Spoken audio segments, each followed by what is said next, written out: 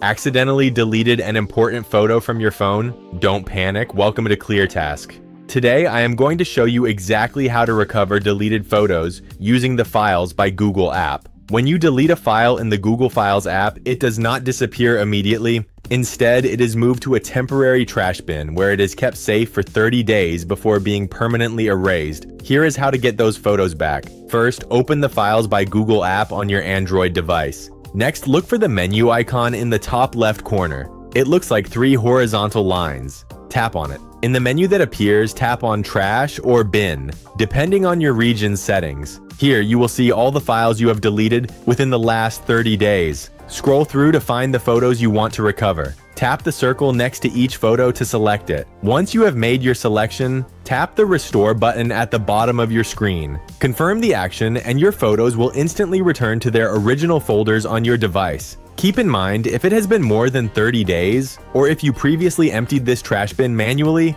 those files cannot be restored. And that is it. If this quick guide helped you save your photos, please hit the like button and subscribe to ClearTask for more straightforward tech tutorials. Thanks for watching and see you in the next video.